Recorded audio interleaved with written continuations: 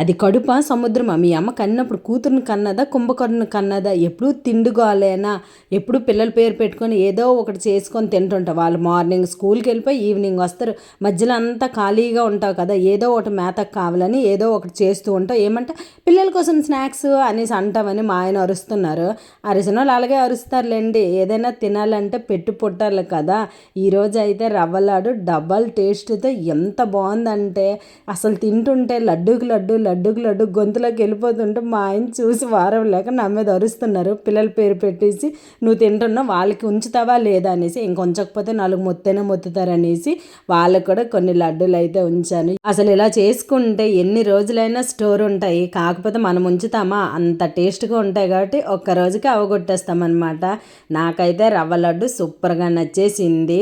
ఈ లడ్డూలు మా పిల్లలు తినిన తర్వాత వాళ్ళ టేస్ట్ బాగున్నాయి మమ్మీ అని చెప్పిన తర్వాత ఇంకాస్త ఎక్కువగా చేసుకొని స్టోర్ అయితే ఉంచుకుంటాను. అవును, ఇంతకీ మీరు ఎప్పుడైనా ఈ టైప్గా రవ్వ లడ్డు చేశారా? చేసినట్టయితే కామెంట్ చేసి వీడియోకి లైక్ చేసేయండి.